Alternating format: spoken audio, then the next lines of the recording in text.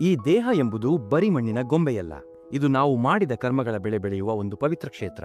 ಈ ಕ್ಷೇತ್ರದ ರಹಸ್ಯವನ್ನು ಅರಿತವನೇ ನಿಜವಾದ ಜ್ಞಾನಿ. ನಮಸ್ಕಾರ ಸುಹೃದಯ ಶ್ರೋತೃಗಳೇ, ಗೀತಾಸಾರ ವಾಹಿನಿಗೆ ನಿಮ್ಮೆಲ್ಲರಿಗೂ ಪ್ರೀತಿಯ ಸ್ವಾಗತ.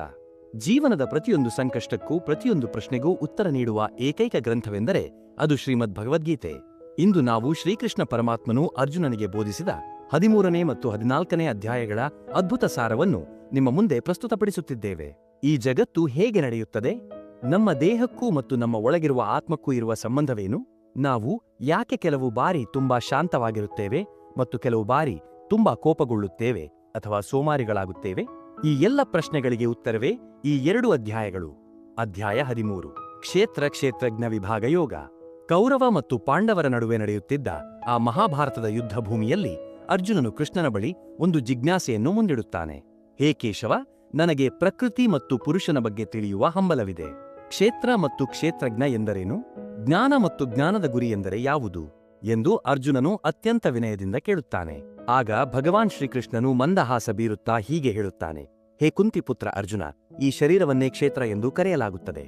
ಅಂದರೆ ಇದು ನಾವು ಕರ್ಮಗಳನ್ನು ಮಾಡುವ ಒಂದು ಹೊಲ ಅಥವಾ ಕರ್ಮಕ್ಷೇತ್ರ. ಈ ಶರೀರ ಎಂಬ ಕ್ಷೇತ್ರವನ್ನು ಯಾರು ಸಂಪೂರ್ಣವಾಗಿ ತಿಳಿಯುತ್ತಾರೋ ಅವರನ್ನು ಕ್ಷೇತ್ರಜ್ಞ ಅಥವಾ ಆತ್ಮ ಎಂದು ಕರೆಯಲಾಗುತ್ತದೆ ಎಂದು ತತ್ವಜ್ಞಾನಿಗಳು ಹೇಳಿದ್ದಾರೆ.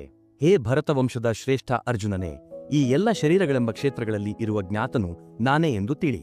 ಈ ಶರೀರ ಮತ್ತು ಅದರ ಜ್ಞಾತನನ್ನು ತಿಳಿದುಕೊಳ್ಳುವುದೇ ನಿಜವಾದ ಜ್ಞಾನ ಎಂಬುದು ನನ್ನ ಅಭಿಪ್ರಾಯ.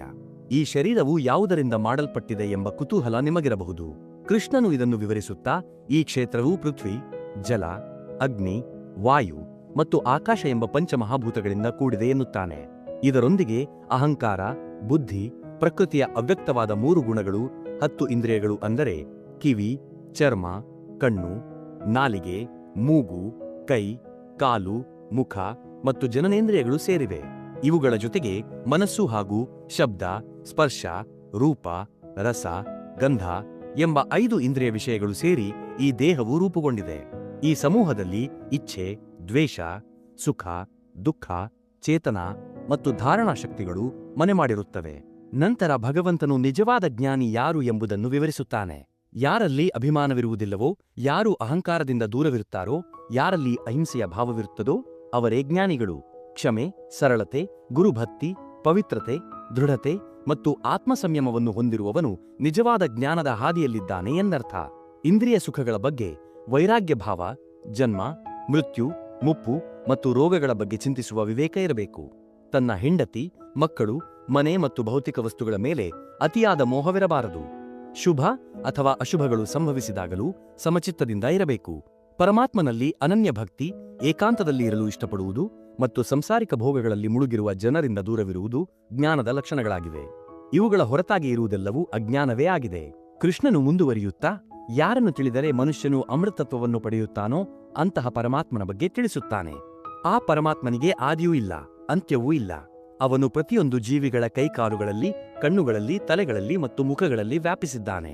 ಅವನು ಎಲ್ಲ ಇಂದ್ರಿಯಗಳಿಗೆ ಮೂಲವಾಗಿದ್ದರೂ ಇಂದ್ರಿಯಾತೀತನಾಗಿದ್ದಾನೆ. ಅವನು ಎಲ್ಲವನ್ನೂ ಸಲಹುವವನಾಗಿದ್ದರೂ ಯಾವುದಕ್ಕೂ ಅಂಟಿಕೊಂಡಿಲ್ಲ. ಅವನು ಪ್ರಕೃತಿಯ 3 ಗುಣಗಳಿಂದ ದೂರವಿದ್ದರೂ ಗುಣಗಳನ್ನು ಅನುಭವಿಸುವವನಾಗಿದ್ದಾನೆ. ಅವನು ಚರ ಮತ್ತು ಅಚರ ಪ್ರಾಣಿಗಳ ಒಳಗೆ ಮತ್ತು ಹೊರಗೆ ನೆಲೆಸಿದ್ದಾನೆ. ಅವನು ಅತ್ಯಂತ ಸೂಕ್ಷ್ಮವಾಗಿರುವುದರಿಂದ ಇಂದ್ರಿಯಗಳಿಗೆ ನಿಲುಕುವುದಿಲ್ಲ. ಅವನು ಎಲ್ಲರಿಗಿಂತ ದೂರವಿದ್ದರೂ ಪ್ರತಿಯೊಬ್ಬರ ಅತ್ಯಂತ ಹತ್ತಿರದಲ್ಲಿಯೇ ಇದ್ದಾನೆ.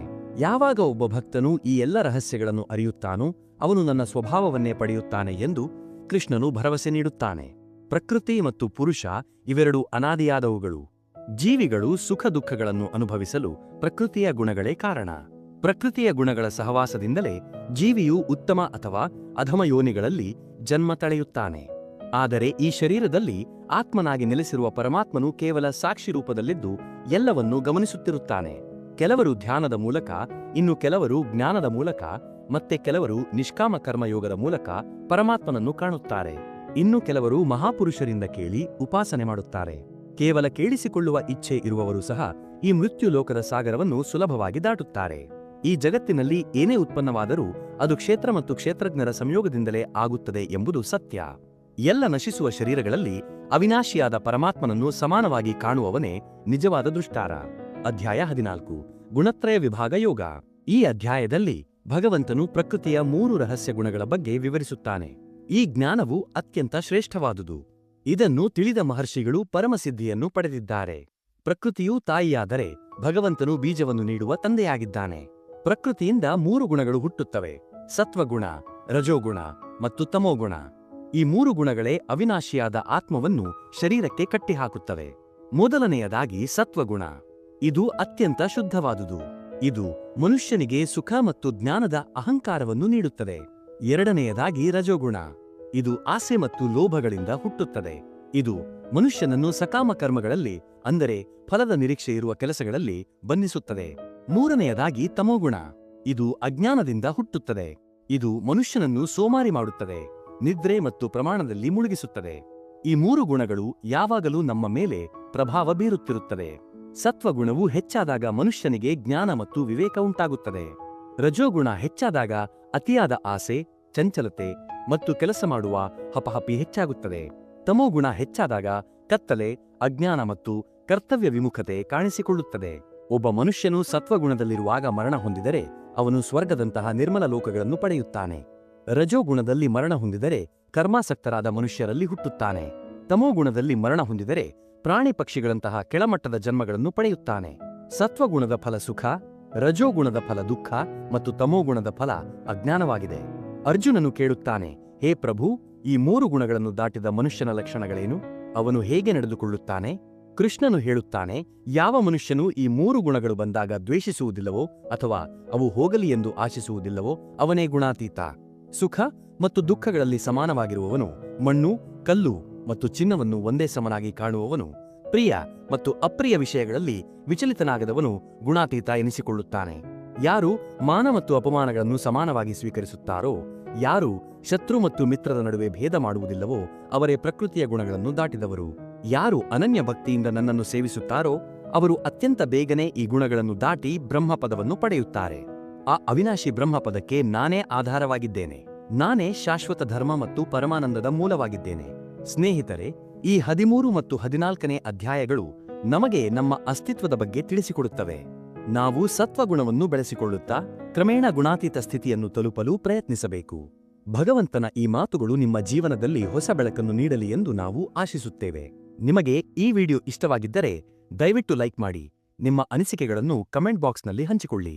ಇಂತಹ ಮತ್ತಷ್ಟು ಆಧ್ಯಾತ್ಮಿಕ ವಿಷಯಗಳಿಗಾಗಿ ನಮ್ಮ ಗೀತಾಸಾರ ಚಾನೆಲ್ಗೆ ಸಬ್ಸ್ಕ್ರೈಬ್ ಆಗಲು ಮರೆಯದಿರಿ. ನಿಮ್ಮ ಜೀವನದ ಹಾದಿಯಲ್ಲಿ ಭಗವಂತನ ಕೃಪೆ ಸದಾ ಇರಲಿ. ಧನ್ಯವಾದಗಳು. ಜೈ ಶ್ರೀಕೃಷ್ಣ.